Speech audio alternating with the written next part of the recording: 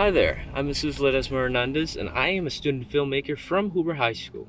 Talking about teens' mental health, I created a small compilation of interviews with teens talking about their problems and some solutions that they thought of. And so here you go. I feel like most of the time recently it's a lot about like communication issues. Most people don't really know how to communicate that well with people, like even me included. I know for a fact I have a bit of social anxiety. People kind of almost built up this bubble due to the quarantine that they kind of feel safe in. Overcommitting to too many extracurriculars. A lot of teens love being involved in everything, but it's rather the expectation that we need to be. And in the end results in not only them not being able to put energy into those extracurriculars, but no longer being able to put energy into the basic necessities of just excelling in class on a basic level. They're pretty well aware of it. They know what mental health is and they know the causes of it, but I feel like they don't acknowledge them within themselves. They never notice it until probably once they're into adulthood, and then they're kind of oh, I went through this and I never knew about that. Colleges are impossible to get into, and to do so you need to be perfect, and this puts a lot of stress on kids to be perfect in order to get to the schools they want, or any school at all.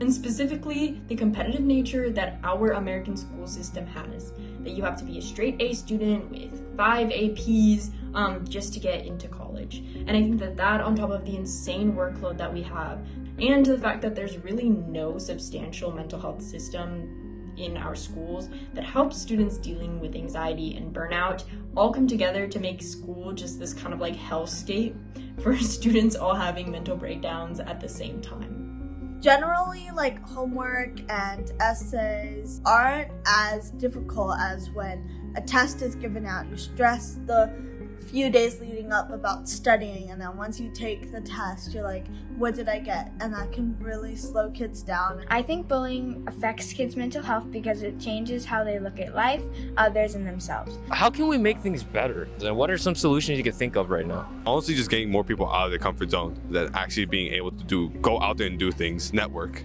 I'd say we have a wide multitude of programs, but maybe there could be a way to make it seem more popularized, because then again, there's more fitting in with the crowd, right? People don't want to be the only one going for mental health services. Just by simply talking about it, or creating communities and circles where people are more open to each other, open-minded, getting across our needs and how to help each other. When I did therapy myself, my therapist once took me to a room where it was just me and a bunch of other girls, and we all kind of just spoke. It's kind of a place where everyone just feels comfortable enough to talk hey, this is what I'm feeling, without feeling any guilt or feeling down for themselves.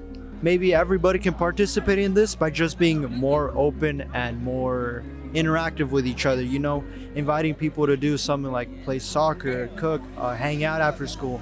You can tell when your friends are dealing with stuff, and I think just reaching out and being hey, are you okay, you want to talk about it?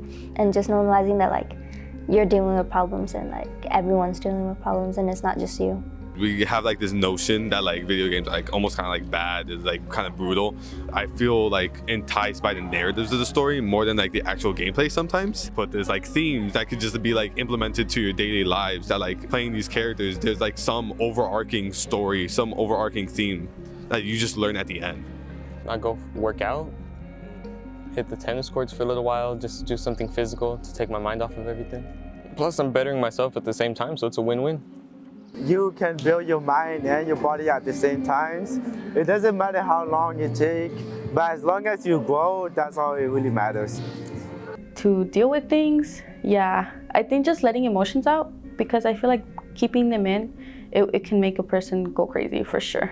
Programs maybe that endorse that open projection probably could be good.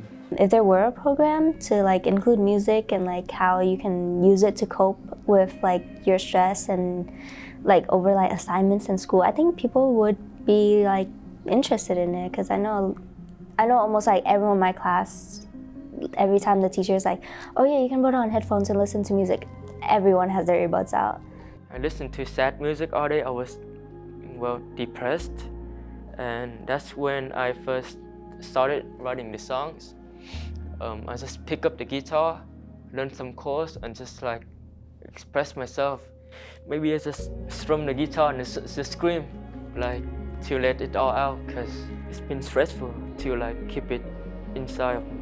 Sometimes people do need help, and you never really know until you commit to an action. So my advice is, like, if you're not sure, you should do something. You're not the only one going through it. Keep going forward.